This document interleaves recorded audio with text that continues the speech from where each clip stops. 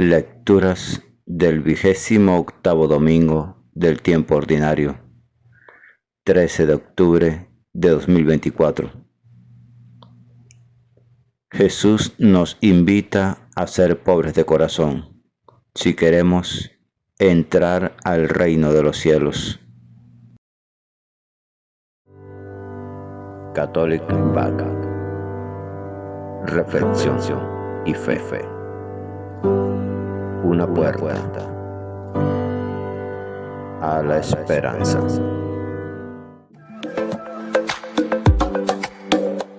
Gracias por suscribirte.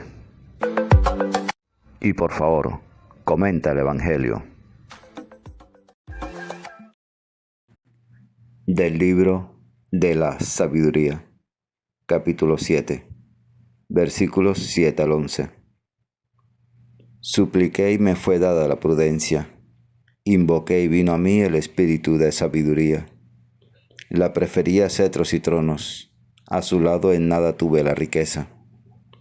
No le equiparé a la piedra más preciosa, porque todo el oro ante ella es un poco de arena, y junto a ella la plata es como el barro. La quise más que a la salud y la belleza, y la preferí a la misma luz, porque su resplandor no tiene ocaso. Con ella me vinieron todos los bienes juntos. Tiene en sus manos riquezas incontables. Palabra de Dios, te alabamos, Señor.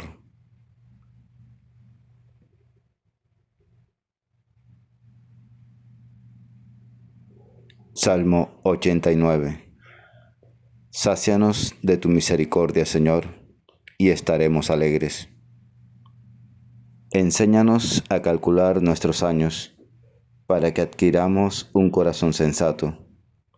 Vuélvete, Señor. ¿Hasta cuándo? Ten compasión de tus siervos. Por la mañana sácianos de tu misericordia, y toda nuestra vida será alegría y júbilo. Danos alegría por los días en que nos afligiste, por los años en que sufrimos desdichas. Que tus siervos vean tu acción y sus hijos tu gloria. Baje a nosotros la bondad del Señor y haga prósperas las obras de nuestras manos. Sí, haga prósperas las obras de nuestras manos. Sácianos de tu misericordia, Señor, y estaremos alegres.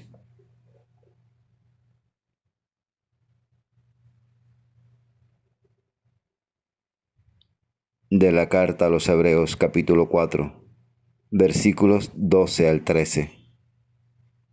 Hermanos, la palabra de Dios es viva y eficaz, más tajante que espada de doble filo. Penetra hasta el punto donde se dividen alma y espíritu, coyunturas y tuétanos. Juzgas los deseos e intenciones del corazón.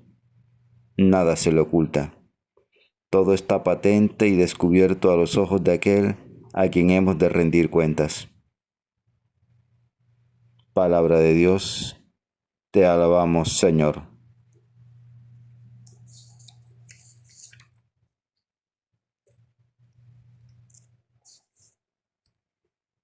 Lectura del Santo Evangelio según San Marcos, capítulo 10, versículos 17 al 30. Por la señal de la Santa Cruz, de nuestros enemigos, líbranos, Señor Dios nuestro. En el nombre del Padre, del Hijo y del Espíritu Santo. Amén. En aquel tiempo, cuando salía Jesús al camino, se le acercó uno corriendo, se arrodilló ante él y le preguntó: Maestro bueno, ¿qué haré para heredar la vida eterna? Jesús le contestó: ¿Por qué me llamas bueno? No hay nadie bueno más que Dios. Ya sabes los mandamientos: no matarás, no cometerás adulterio, no robarás, no darás falsos testimonios, no estafarás, honra a tu padre y a tu madre. Él replicó: Maestro, todo eso lo he cumplido desde mi juventud. Jesús se quedó mirándolo, lo amó y le dijo: Una cosa te falta. Anda, vende lo que tienes, dáselo a los pobres, así tendrás un tesoro en el cielo, y luego ven y sígueme. A estas palabras, él frunció el ceño y se marchó triste, porque era muy rico. Jesús, mirando alrededor, dijo a sus discípulos: «Qué difícil les será entrar en el reino de Dios a los que tienen riquezas». Los discípulos quedaron sorprendidos de estas palabras. Pero Jesús añadió: «Hijos, qué difícil es entrar en el reino de Dios. Más fácil le es a un camello pasar por el ojo de una aguja, que a un rico entrar en el reino de Dios». Ellos se espantaron y comentaban: «Entonces, ¿quién puede salvarse?». Jesús se les quedó mirando y les dijo: «Es imposible para los hombres, no para Dios. Dios lo puede todo». Pedro se puso a decirle: «Ya ves que nosotros lo hemos dejado todo y te hemos seguido». Jesús dijo: «En verdad les digo, que no hay nadie que haya dejado casa o hermanos o hermanas, o madre o padre, o hijos o tierras, por mí y por el Evangelio, que no reciba ahora, en este tiempo, 100 veces más, casas y hermanos y hermanas, y madres, e hijos y tierras, con persecuciones, y en la edad futura, vida eterna». Palabra del Señor. Gloria a ti, Señor Jesús. Ven, Espíritu Santo, ven por medio de la poderosa intercesión del Inmaculado Corazón de María, tu amadísima esposa. La primera lectura nos ofrece uno de los pensamientos más bellos sobre la sabiduría. Forma parte de una reflexión más amplia sobre la igualdad de los hombres en su naturaleza, como ésta nos perfecciona humanamente. Se supone que el autor es como un rey. Algunos han pensado que era Salomón, pero no es así. Y este rey se considera igual a todos los hombres, porque los reyes y cualquier ser humano nacen lo mismo que todos y mueren lo mismo que todos, como le sucede a los animales.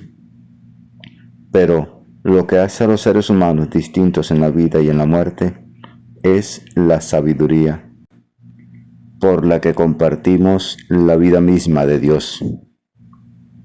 Este don no solamente enseña a gobernar a los reyes, sino a ser divinos a los hombres, porque es la riqueza más alta. Con ello se aprende a discernir lo que vale y lo que no vale en la existencia. Las personas sin adentros prefieren el oro, la plata y las piedras preciosas, el dinero y el poder. Pero quien elija la sabiduría habrá aprendido un sentido distinto de la vida y de la muerte, del dolor y del hambre, del sufrimiento y la desesperación. Con ella vienen riquezas, valoraciones y sentimientos que no se pueden comprar con todo el oro del mundo, porque la verdadera sabiduría enseña a tener y vivir con dignidad. La carta de los Hebreos nos ofrece una reflexión sobre la palabra de Dios que se extiende como el anuncio de las promesas del Antiguo Testamento y en nuestro caso la predicación cristiana. El autor está exhortando a la comunidad a peregrinar, sabiendo que nos acompaña Cristo, el sumo sacerdote. Por lo mismo es con la palabra del Señor con la que podemos caminar por la vida. Esa palabra es como una espada de 2 filos que llega hasta lo más profundo del corazón humano. Descubre nuestros sentimientos, nuestras debilidades, y por impulso de la misma podemos confiarnos a Dios, pues esa palabra no es ideología, ni algo vacío. En este caso debemos decir que nuestro texto tiene mucho que ver con el pasaje de la sabiduría. La palabra de Dios, pues, es para el cristiano la fuente de la sabiduría.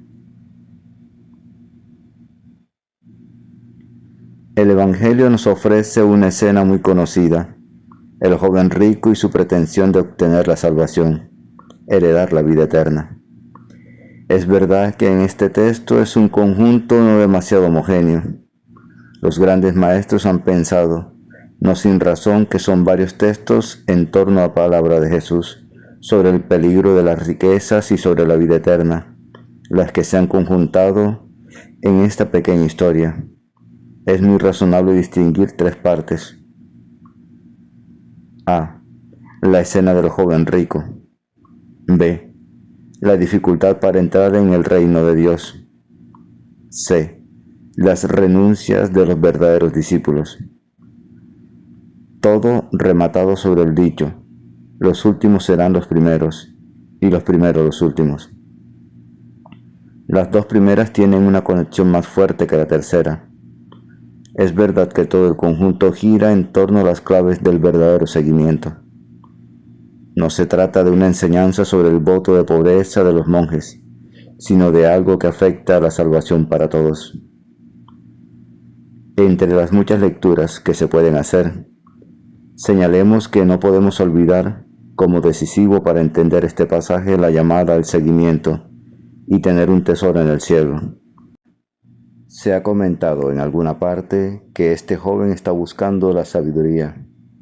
Jesús le propone otro camino distinto, un camino de radicalidad, que implica sin duda renunciar a sus riquezas, que están sustentadas incluso en la praxis y en la forma de entender los mandamientos que siempre ha cumplido.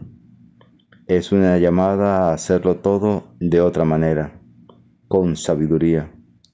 No es una llamada a una vida de pobreza absoluta, entendida materialmente, sino de pobreza que no se apoye en la seguridad del cumplimiento formal de la ley. De hecho, la escena nos muestra que si el joven cumplía los mandamientos y además era rico, no debería haberse preocupado de nada más, pero no las tiene todas consigo. Por ello pregunta a Jesús y encontrará un camino nuevo. Las riquezas, poseerlas, amarlas, buscarlas es un modo de vida que define una actitud contraria a la praxis del reino de Dios y a la vida eterna. Es poder, seguridad, placer. Todo eso no es felicidad. La alternativa en este caso es seguir a Jesús, en vez de los preceptos de la ley, que le han permitido ser un hombre rico. En la mentalidad judía, ser un hombre de riqueza y ser justo iban muy unidos. Es eso, por lo mismo, lo que desbarata a Jesús para este joven con su planteamiento del seguimiento como radicalidad. Pensar que el seguimiento de Jesús es una opción de miseria sería una forma equivocada de entender lo que nos propone esta historia evangélica. Este joven es rico en bienes materiales, pero también morales, porque cumple los mandamientos. ¿Es eso inmoral? No, pero esa riqueza moral no le permite ver que sus riquezas le están robando la verdadera sabiduría y el corazón. No tiene la sabiduría que busca porque debe estar todavía muy pendiente de sus riquezas. Siguiendo a Jesús aprenderá otra manera de ver la vida, de ver las riquezas y de ver la misma religión. Por eso, tiene sentido lo que después le preguntarán los discípulos cuando Jesús hable de que es muy difícil que los ricos entren en el reino de los cielos, porque no son capaces de descodificarse de su seguridad personal, de su justicia, de su concepción de Dios y de los hombres. No es solamente por sus riquezas materiales, que siguen siendo un peligro para el seguimiento, sino por todo su mundo de poder y de seguridad, y reciben la aclaración, por otra parte definitiva, de que lo que es imposible para el hombre, en cambio es posible para Dios. Por consiguiente, la respuesta de Jesús al joven rico es una llamada a este hombre concreto, a que le siga de una manera especial, pero a su vez un criterio para todos, desde la radicalidad y la sabiduría del seguimiento. Reflexión de Fray Miguel de Burgos Núñez. 1944-2019. Página web Dominicos. La lectura diaria del Evangelio es un encuentro con Jesús. La Sagrada Biblia no es un libro que hable de Dios, es un libro donde Dios nos habla a cada uno de nosotros. Atrevámonos a entrar en esa conversación. Dios les bendiga grandemente y el Espíritu Santo les ilumine en todo momento y en todo lugar. Amén, amén y amén.